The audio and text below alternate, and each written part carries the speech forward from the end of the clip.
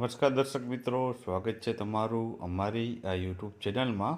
તો મિત્રો, તાજેતરમાં જ ડૉક્ટર મનમોહન સિંહનું છે જે અવસાન થયું છે, તો તેના જીવન રિલેટેડ આપણે કેટલાક અગત્યના પ્રશ્ન આ વિડીયોમાં જોવાના છીએ.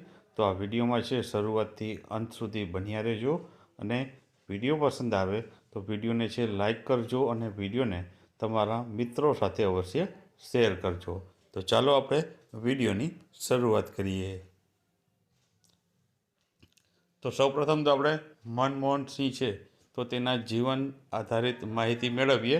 તો મનમોહન સિંહનો જન્મની વાત કરીએ તો 26 સપ્ટેમ્બરના રોજ 1932 અવિભાજ્ય ભારતના ગાહ, જે પંજાબમાં આવેલું છે અને હાલ એ પાકિસ્તાનમાં વિસ્તાર આવેલો છે, ત્યાં મિત્રો છે મનમોહન સિંહનો છે જન્મ થયો હતો. નિધનની વાત કરીએ તો નિધન તેઓનું છે 26 ડિસેમ્બર 2024ના રોજ છે તેઓનું નિધન થયું છે. 92 વર્ષની તેમની ઉંમર હતી અને છે એમ્સ હોસ્પિટલ દિલ્હીમાં છે તેઓનું નિધન થયું છે. પિતાનું નામ પૂછવામાં આવે તો ગુરમુખસિંહ કોહલી છે પિતાનું નામ રહેલું છે. માતાનું નામ પૂછવામાં આવે તો અમૃત કૌર છે માતાનું નામ છે, અને પત્નીનું નામ પૂછવામાં આવે તો ગુરશરણ કૌર છે તેની પત્નીનું નામ રહેલું છે. આ ઉપરાંત મનમોહન સિંહ છે 2 વખત છે ભારત દેશના વડાપ્રધાન પણ તેઓ રહી ચૂક્યા છે. પક્ષની વાત કરીએ તો તેઓ છે ભારતીય રાષ્ટ્રીય કોંગ્રેસ એટલે કે આઈએનસી સાથે છે તેઓ જોડાયેલા હતા. ત્યારબાદ પ્રશ્નની આપણે વાત કરીએ તો કેવા પ્રશ્ન પરીક્ષામાં પૂછાઈ શકે, તો મનમોહન સિંહ વિશેના અગત્યના પ્રશ્નો જોઈએ.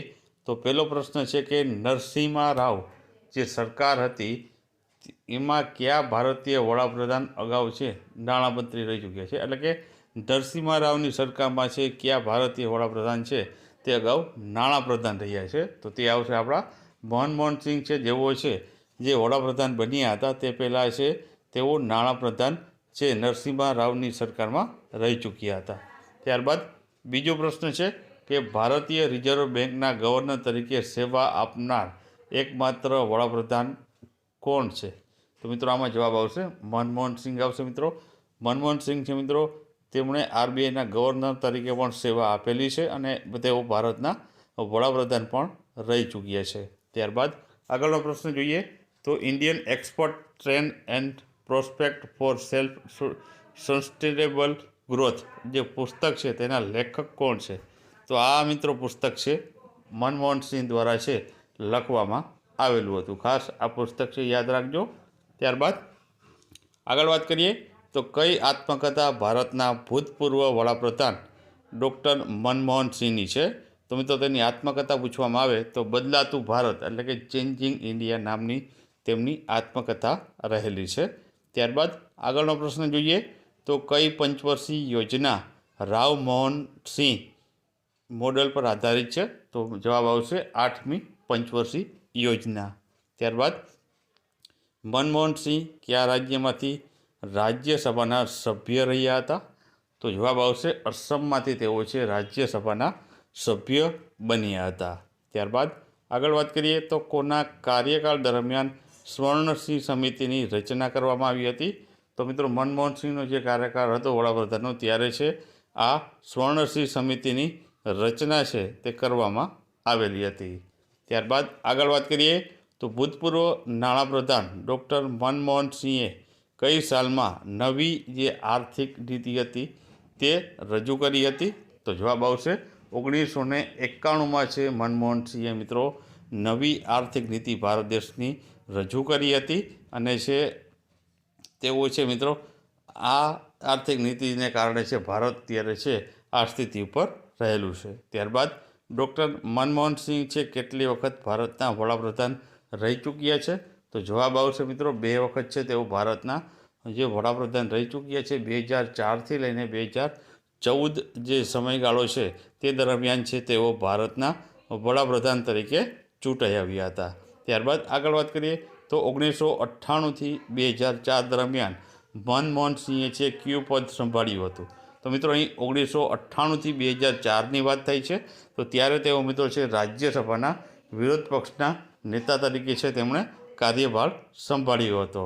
ત્યારબાદ આગળ વાત કરીએ આપણે તો મનમોહન સિંહ છે આર્થિક સુધારા દરમિયાન કયા પ્રકારના જે રોકાણો છે તેને પ્રોત્સાહન આપવામાં આવ્યું હતું. તો તેમણે મિત્રો છે આર્થિક સુધારામાં વિદેશી રોકાણને છે તે પ્રોત્સાહન આપવામાં આવ્યું હતું. ત્યારબાદ આગળ વાત કરીએ તો વર્ષ 2010માં રાષ્ટ્રીય પંચાયતી રાજ દિવસનું ઉદ્ઘાટન કોણે કર્યું હતું? તો જવાબ આવશે મનમોહન સિંહ દ્વારા છે કરવામાં આવ્યું હતું. ત્યારબાદ the accidental prime minister the making and the unmaking of Manmohan Singh આ પુસ્તક છે તેના લેખક કોણ છે? તો જવાબ આવશે સંજય બારુ છે મિત્રો આના લેખક રહેલા છે. ત્યારબાદ આગળ વાત કરીએ તો મનમોહન સિંહ છે 2004થી લઈને 2014 દરમિયાન વડાપ્રધાન તરીકે કાર્યભાર સંભાળ્યો હતો. તો તેઓ ભારતના કેટલામાં વડાપ્રધાન હતા? તો ક્રમ પૂછવામાં આવ્યો છે. તો તેઓ છે ભારત દેશના 13મા નંબરના તેઓ છે વડાપ્રધાન રહી ચૂક્યા હતા. 2004થી લઈને 2024 સુધીનો તેનો વડાપ્રધાનનો સમયગાળો રહેલો હતો. ત્યારબાદ આગળ વાત કરીએ તો ભારત દેશના પ્રથમ શીખ વડાપ્રધાન કોણ હતા? તો પ્રથમ શીખ વડાપ્રધાન પૂછવામાં આવે તો તેમાં પણ મિત્રો મનમોહન સિંહ આવશે, જેઓ ભારત દેશના પ્રથમ શીખ વડાપ્રધાન બન્યા હતા. ત્યારબાદ આગળ વાત કરીએ તો મનમોહન સિંહ છે તેઓ ભારતીય દેશની જે આરબીઆઈ છે તેના કેટલામાં ગવર્નર તેઓ બન્યા હતા અગાઉ? તો જવાબ આવશે તેઓ 15મા ગવર્નર છે ભારતીય રિઝર્વ બેંકના બન્યા હતા. અને તેનો સમયગાળો પૂછવામાં આવે તો 1982થી લઈને 1985 દરમિયાન છે તેઓ આરબીઆઈના ગવર્નરનું પદ સંભાળ્યું હતું. ત્યારબાદ આગળ વાત કરીએ તો મનમોહન સિંહ ભારત દેશના નાણામંત્રી કયા સમયગાળા દરમિયાન રહ્યા હતા? તો નાણામંત્રી પૂછવામાં આવે તો નાણામંત્રીનો સમયગાળો છે 1991થી લઈને 1996 સુધી છે તેઓ ભારતીય જે છે દેશના નાણામંત્રી તરીકે તેઓ સેવા આપી હતી. ત્યારબાદ મિત્રો મનમોહન સિંહને જે મળેલા પુરસ્કારો છે તેની પણ વાત કરી લઈએ તો 1987માં તેમને છે ભારતના બીજા સૌથી મોટો પુરસ્કાર એટલે કે પદ્મ વિભૂષણ પુરસ્કાર આપવામાં આવ્યો હતો. ત્યારબાદ 1993માં નાણામંત્રી માટે તેઓને છે યુરો મની એવોર્ડ છે આપવામાં આવ્યો હતો. ત્યારબાદ 1993 અને 1994માં નાણામંત્રી માટે એશિયા મની એવોર્ડ છે તે આપવામાં આવ્યો હતો. ત્યારબાદ 1995માં ભારતીય વિજ્ઞાન કોંગ્રેસ જવાહરલાલ નહેરુ જન્મ શતાબ્દી પુરસ્કાર પર છે તેઓને આપવામાં આવ્યો હતો.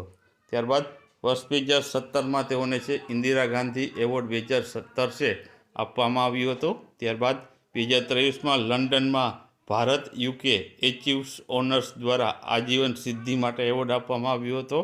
ત્યારબાદ કેમ્બ્રિજ યુનિવર્સિટી 1956માં છે તેમને એડમ સ્મિથ પુરસ્કાર છે આપવામાં આવ્યો હતો. અને રાઇટ પ્રાઇઝ 1955માં સેન્ટ જોન્સ કોલેજ કેમ્બ્રિજ ખાતે તેને વિશિષ્ટ પ્રદર્શન આપવામાં આવ્યું હતું. તો આ પ્રમાણે તેને પુરસ્કારો છે તે મળેલા હતા.